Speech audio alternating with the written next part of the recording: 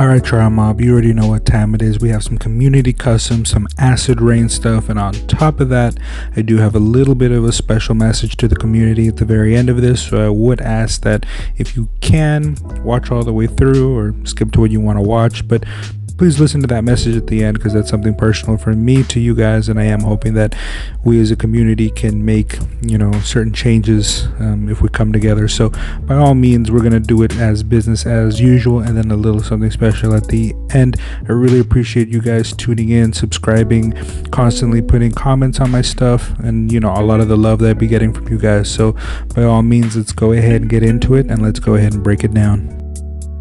Alright, Trial Mob, and getting right into it, from Ivan Chu, some more custom work from The Last Samurai, and here we have Nathan Algren himself, and damn, does this look absolutely phenomenal. I'm still not quite sure where he's getting the actual base bodies from, but regardless, the end work that we're seeing here is pretty phenomenal. This is a really good looking body overall, but even more importantly, the head does look pretty accurate. Now, I feel like maybe I didn't notice this before, but it does look like he is doing some boxes to go with it, which again just takes it to a whole nother level, especially if he ever decides to sell these. You're going to be getting something that feels very much so like a finished product, which is not always easy to do, and as you can tell, it does come with some extra helmets, though I don't quite remember seeing this in the show itself, but I don't care. It's cool that it comes with it anyway. The overall aesthetic to this is pretty incredible.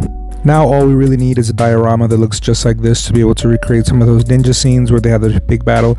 I know they weren't in armor, but still, it's a really cool aesthetic overall, and as you can tell, accuracy wise, I feel like he nailed it for, again, 1/18 scale. Obviously it's easier when something is bigger to get it even more accurate looking, but I still think this looks really well. This looks really good.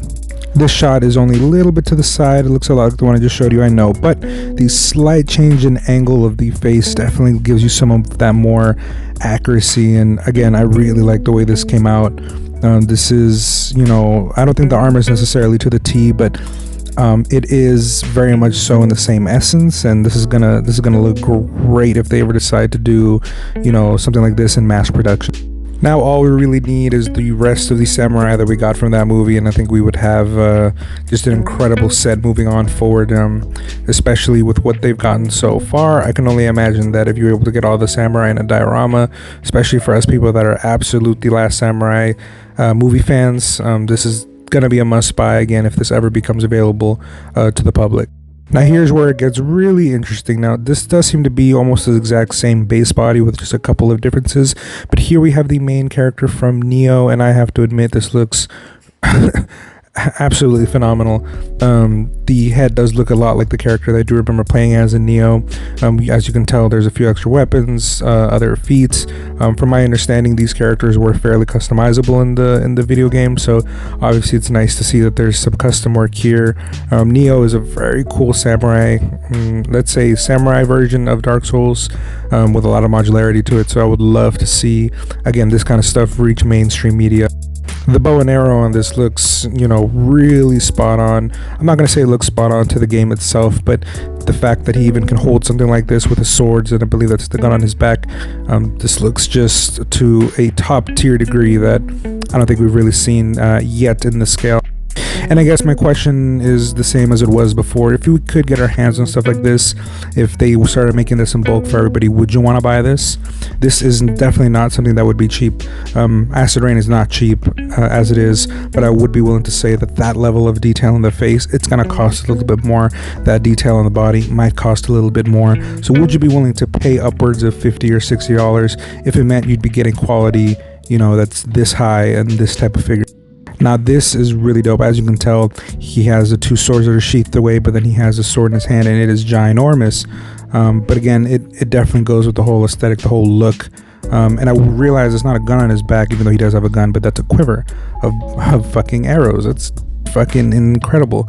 I'm really in love with what I'm seeing here, and again, if we could get these, that'd be great, because as of right now, there's no 1/18 scale, samurai action figure line, and if they were to go in this direction, whether it be The Last Samurai or Neo, I'd be basically sold.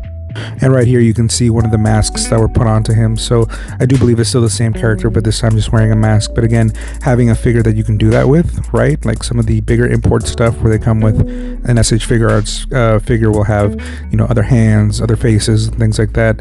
It's cool to think that you could do something similar here in the 1/18th scale if there were to be a company that could pick up the mantle and do something like that. Now for my DC fans, here we have General Zod, and damn, this looks, I believe these are the Hammer, I don't remember what they're called from the Joy Toy line, but it's the guys with the big hammers. There's basically just been a cape added, and then the head itself, that base body. I never realized how much it looked like the armor that Zod actually wore in the movie, but this looks really accurate, and I would love to see a Fiora and some of the other characters. Of course, we already have some companies that are doing DC stuff in the 1/18 scale. I don't think they're all that great. They're decent for the price point, but I'd be willing to pay more to get the movie General Zod and the armor. I thought it was a great design, and I think that this could definitely keep that going. Now here we get to see him helmeted. I don't believe that helmet is very accurate to what it was actually in the movie. I do remember they did have helmets, but they didn't look like this. That's not to say that, you know, he couldn't do something different in the future. This looks bad. It definitely doesn't look bad at all, especially with the cape. But I think if I were to be able to get my hands on something like this, probably wouldn't put it with the helmet on. Still though, with the blue coloring and the right paint color, you know, on the field the way he is right here, this is a really nice looking figure. And that headpiece, as you saw earlier, just phenomenal. And again, this helmet piece is not bad by any means. It's just not exactly accurate to the source material, but again, you can't take away from the fact that this is a nice looking piece. Now this next photo right here is brought to you by my good friend Moonbeam Laser. He does his own customs. He has actually a lot of customs, and as you can tell here, we have two other customs that we have definitely not seen before. I'm not sure where he got the heads from, but the main thing that I wanted to show you guys here was the capes that these guys are wearing, the hooded capes that these guys are wearing. Moonbeam Laser let me know that there is a company, I believe on eBay, might have been Amazon. I'll have to go ahead and get the link from him again and post it in the bio, but basically they are for 1/18 scale, and they do have 1/12 scale stuff as well, so I'm going to go ahead and add that to the bio. But as you can tell, this definitely gives a lot of these figures an extra level of depth to them that I think looks amazing. I definitely want to buy a couple of these for some of my guys, especially for Jessie, because as you guys know, not a big fan of Jessie overall, but I think this right here would definitely give her that extra level of cover that I feel she deserved from the jump.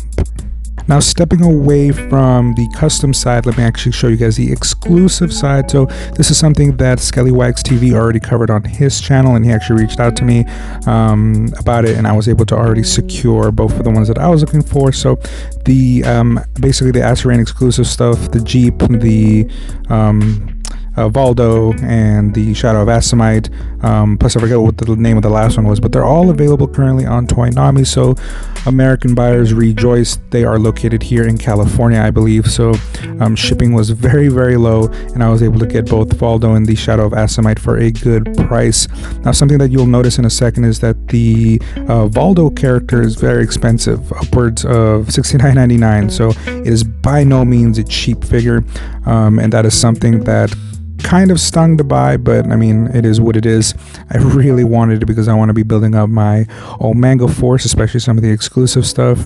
And then if you look right here, you'll see that the Shadow of Asimite was only $25.99, which is an absolute steal. So while I understand some of you might be turned off by the price of Voldo, even if he is an exclusive, and you know, I can't judge you guys for that, and by all means, if you guys want to pass on that one, pass on that one. But the Shadow of Asimite at $25, that's like Ori Toys time cheap. I mean, you guys saw me get the price tag of that King figure was $30, so this is $25.99. I would definitely suggest, if you do have access to Toonami, if you're in the Americas, please pick this one up. I don't think you guys are going to be feel any kind of way at this price point. This is an absolute steal, and you guys should definitely get it. Now, before I let you guys go, I did want to share a personal experience with you guys that literally just happened to me last night. I was in Roseville at a place called Golfland Sunsplash, I believe is what it's called, and my car got broken into. A family member of mine's purse was stolen. About $1,200 worth of transactions were made on a debit card, another $1,000 on some credit cards. And with that said, we still had to drive home with a busted window, so it was not a good time. And I did want to show you guys the damage, but I did want to make a couple of things clear with this channel that I have here and why I share with you guys this story. If you guys are paying attention to the news in general, you'll know that the world is getting a bit hard to live in, especially considering the pandemic. It's put a lot of stress on a lot of people, and people are really desperate. People are going through a lot of things, especially just regular people. This is the damage right here. As you guys can see, they smashed out the window. But my main point of just sharing this with you guys is I want this channel of mine, especially as it grows, to be a place where people can obviously enjoy 1/18th content and 1/12th content and reaction videos and whatever it is I decide to focus in on as the channel grows. But I want to make sure that it ends up being just a spot for people to enjoy. I know you guys are going through some stuff. Some of you might be going at it alone, and I am hoping that even though that might be the case, that this can be a place where you can find a community to be able to share your different passions. If you guys see people put comments of stuff that people might be going through, I'm hoping there's a community, not just myself, will like their comments, reply to them, make people feel like they're welcome here.